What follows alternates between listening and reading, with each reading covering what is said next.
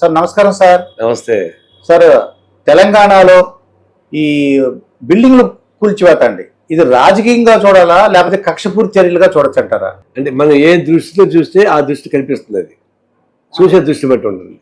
మేమేం దృష్టి చూస్తామంటే మొదటి నుంచి కూడా ఈ చెరువులు, గుంటలు, కాలువలు అవన్నీ కూడా భూ కబ్జాదారులు, రియల్ ఎస్టేట్ వ్యాపారస్తులు, ఇంజనీరింగ్ కాలేజ్ వాళ్ళు, తర్వాత ఫామ్ హౌస్ వాళ్ళు ఎంజాయ్ చేస్తున్నారు.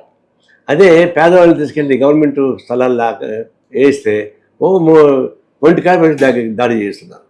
మేము మొట్టమొదటి ఏమంటే ప్రభుత్వం ఆస్తి ఉంటే ప్రభుత్వం చేతిలో ఉండాలి, లేదంటే సామాన్య ప్రజల చేతిలో ఉండాలి తప్ప ఇట్లాంటి రియల్ ఎస్టేట్ వ్యాపారస్తులు కార్పొరేట్ కంపెనీ చేతిలో ఉండకూడదు అనేది మా స్లోగన్.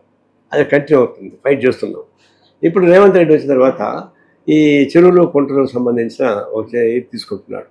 ఇది ఒకటి మంచిది, ఎందుకంటే మేము వికారాబాద్ నుంచి ఇబ్రహీంపట్నం వరకు ఫిరంగి నాలా ఉంది, మూసీ కాలం ఉంది, ఇవన్నీ కబ్జా అయిపోయినాయి. అంతకుముందు ఇది అక్కడి పడిన వర్షం నీళ్లు అన్ని చెరువులు నీళ్ళంతా వచ్చి ఇబ్రహీంపట్నంలో పడేది. ఇబ్రహీంపట్నం పెద్ద చెరువు అది, దానిలో నీళ్ళు నిండితే చుట్టుపక్కల గ్రౌండ్ వాటర్ వస్తుంది. మేము ఒకసారి పాదయాత్ర చేసాం 15 ఏళ్ల క్రితం. చేస్తే కాలంలన్నీ కబ్జా అయిపోయినాయి, ఎక్కువగా మహిళలు కబ్జా చేశారు అనుకోండి. అది రాజశేఖర్ రిపోర్ట్ ఇచ్చాం, ఆయన చేయలేకపోయాడు, కొంత ట్రై చేశాడు, ఆపేశాడు. ఇప్పుడు అది కంటిన్యూ అవుతుంది. ఇప్పుడు ఇతను వచ్చిన తర్వాత రియల్ ఎస్టేట్ బాగా పెరిగాయి. ఇప్పుడు ఏడబడతాడా ఇంజనీరింగ్ కాలేజీ వచ్చేస్తాయి, అంతా వస్తుంది. భూదాన భూముల్లో కూడా ఇంజనీరింగ్ కాలేజీ వచ్చాయి. మేము హయాతాగ్లో మేము తీసుకుని చూపించాం, ఇది ఇంజనీరింగ్ కాలేజ్, ఇది భూదాన భూములు కట్టారు. మేము భూదాన భూములు పేదవాళ్ళు ఇల్లు చేసుకుంటే పీకేస్తూ ఉంటారు, మరి ఇంజనీరింగ్ కాలేజ్ ఎట్లా ఒప్పుకుంటారు మీరు అని చెప్పేసి వివాదం ఉంది. ఆ నేపథ్యంలో మేము కూడా రేవంత్ రెడ్డి తీసుకునేటువంటి వైఖరిలో చెరువులు కుంటలు కబ్జాలు మొత్తం తీసేయాలని చెప్పేసి ఒక నిర్ణయం తీసుకున్నాడు. మేము స్వాగతిస్తున్నాం. అయితే ఇప్పుడు హీరో నాగార్జున ఉన్నారండి, ఆ హీరో నాగార్జున ఏంటంటే నాకు కోర్టులో ఉంది ఈ కేసు అంటున్నారు ఆయన. అందరూ అదేమంటున్నారు, మీరు కబ్జా చేసిన అందరూ కూడా కోర్టులో కేసు ఉంది, స్టే ఉంది, నాకు హక్కు ఉంది, మీరు టేప్ పెట్టి కొలుచుకోండి అని అందరూ చెప్తారు అన్నమాట. నేను చెప్పిన ఏంటంటే కోర్టులో స్టే చార్మినార్ కూడా నాదని రాసుకొని స్టే తీసుకోవచ్చు, అది పెద్ద ప్రాబ్లం కాదు. ఎందుకంటే ఇట్లాంటి ఇప్పుడు సివిల్స్ ఇవి ఎన్నో 15-20 ఏళ్ళు జరుగుతాయి. అందువల్ల కోర్టు స్టే అనేది కరెక్ట్ కాదు. వాస్తవంలో మనం చూస్తున్నాం హైదరాబాద్లో ఎక్కడ గుంటలు ఉన్నాయి, ఎక్కడ చెరువులు ఉన్నాయి, ఎక్కడ బిల్డింగ్స్ వచ్చాయి మనం చూస్తున్నాం కదా. ఇది ప్రజా కోర్టు. ప్రజా కోర్టు తేలకుండా నువ్వు ఆ కోర్టులో కూర్చుంటే మీరు ఇచ్చే డాక్యుమెంట్ బట్టి వాళ్ళు స్టే ఇస్తారు. ఆ స్టే వికెట్ కాబట్టి ఎన్నో ఎండ పడుతుంది. అందువల్ల దానిపైన మాకు నమ్మకం లేదు. మన కళ్ళారా ఇప్పుడు నాగార్జున కట్టినటువంటి కన్వెన్షన్ దాదాపు మొత్తం చెరువు మొత్తం 10 ఎకరాలు ఉంది.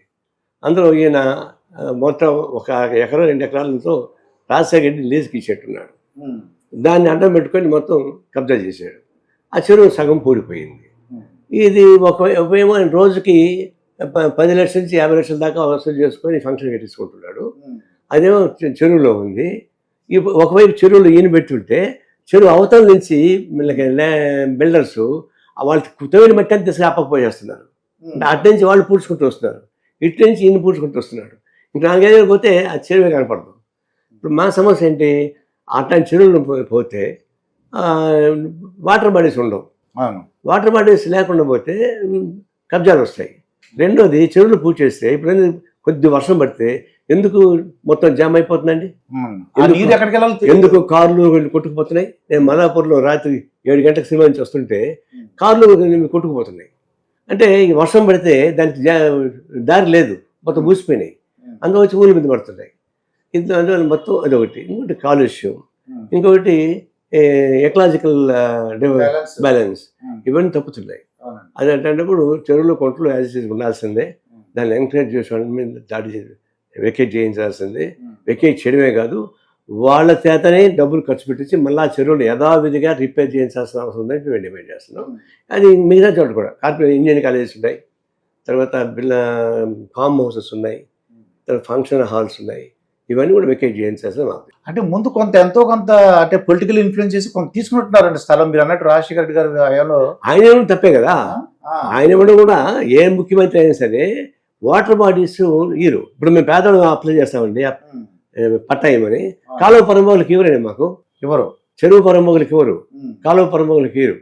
మరి మాకు ఇవ్వనప్పుడు వాళ్ళు కట్టిస్తారు. పొలిటికల్ ఇన్ఫ్లుయెన్స్ చేసి నాగార్జున పాపులర్ కాబట్టి ఇచ్చింటారు. వామనుడికి ఒక పాదం వేస్తే 3-4 పాదాలు పెట్టేట్టుగా పెట్టేస్తున్నారు. ఇక అందరూ కూడా అంతే, ఒక 1/2 ఎకరా ఎంతో పక్కన తీసుకుంటారు, దాని నుంచి ఎక్స్పాండ్ చేసుకుంటూ వచ్చేస్తారు. అంటే మేమనుకున్నానంటే నాగార్జున మీద కోపం ఉన్నట్టుంది. ఆయన కోపం అంటే మా కోపం చాలా మందికి ఉంటుంది. కోపం కాదండి, డిఫరెన్సెస్. ఆయన ఇప్పుడు అక్కడే నాగేశ్వర అంటే మాకు పెద్ద గౌరవం, ఆయన సినిమాలు చూస్తాం. నాగార్జున అంటే ఆయన సినిమాలు బాగా చూస్తాను నేను, నాకు నిజంగా ఫేవరెట్. ఇప్పుడు ఈవెన్ టుడే అది వేరు, ఆయన యాటిట్యూడ్ వేరు. ఆయన బిగ్ బాస్ అని నటించిన మంచిది కానీ మా ఉద్దేశం.